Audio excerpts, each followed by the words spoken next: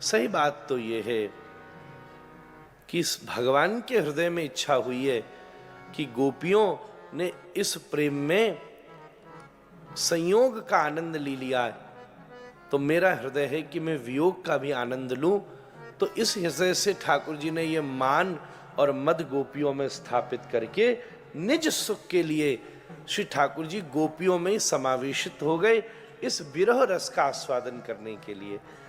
ये जो अद्वितीय ब्रह्म विरह है, मतलब गोपी गीत तब नहीं गान होता जब किसी भक्त को विरह होता है। गोपी गीत तो तब प्रकट होता है जब स्वयं भगवान को ही विरह होता है। श्री ठाकुर जी गोपी के हृदय में विराजमान होकर के इस विरह का आस्वादन कर रहे, उन्हीं गोपियों के हृदय में विराजमान है और संग संग गा रहे। हम लोग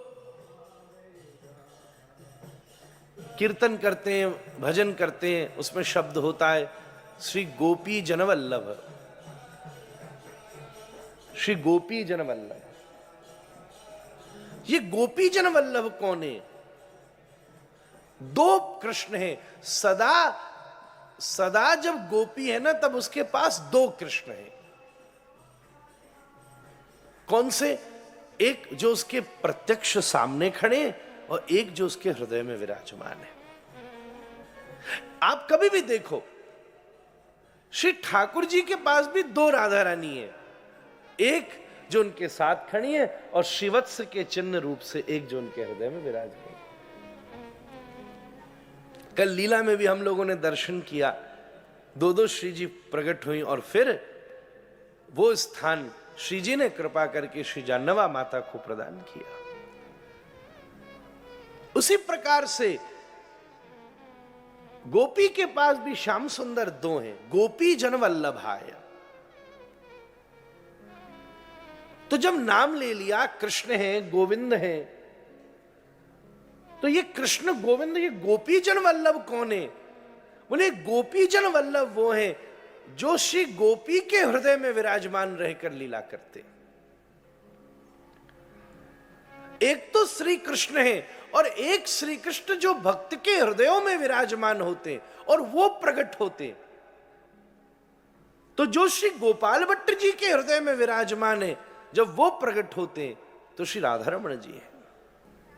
जो श्री रूप गोस्वामी जी के हृदय में विराजमान होते श्री गोविंद देव जी हैं। ऐसे सबके हृदय में विराजमान प्रभु का जो स्वरूप है वो जब सामने प्रकट होता है, यही गोपी जनवल्लभ जो हृदय में विराजमान होकर लीला का सुख लेते। एक बात आपसे कहूं, भगवद रस ही ले सकता है। एव रस, रस तो केवल और केवल श्री श्याम सुंदर है। इसलिए आप ये समझना, अगर कोई भजन भक्ति भाव का सुख भी हमें प्राप्त हो रहा है तो ये बड़ी बात नहीं है। यहां भी स्वार्थ हो गया, हम स्वयं उसके भोक्ता हो गए, तो बेटा ये प्रीति कैसे होगी? फिर अगर हम स्वयं उस वस्तु के भोक्ता हो गए तो ये प्रेम थोड़ी ना हुआ। प्रेम में स्वसुखैक बात तो होती नहीं है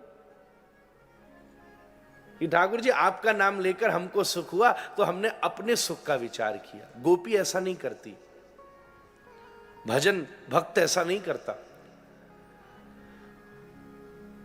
उसके हृदय में विराजमान जो श्री ठाकुर जी हैं, उसका भी सुख वो ले रहे हैं। सच बताओ, क्या हम लोगों की सामर्थ्य है कि हम कथा सुन सकते? नहीं। कई कई लोग डलिया में ठाकुर जी लेकर आ जाते हैं ना, ठीक है, हम लोग उससे सहमत हो कि हमारा सहमति नहीं हो, वो अलग बात है। पर सही बात तो ये है कि आप सब भी अपने हृदय में जो श्री ठाकुर जी विराजमान है, हम उनकी लीला सुनने आ रहे हैं और उनको सुनाने आ रहे हैं। उसके बिना आनंद नहीं होगा। आपके हृदय में जो ठाकुर जी विराजमान है, ये उनकी कथा हो रही है, कोई कृष्ण की कथा नहीं हो रही है। मानो अगर किसी के हृदय में राधा वल्लभ लाल है तो भागवत जी की कथा में जो आप जिनकी लीला सुन रहे हो वो ठाकुर जी हैं।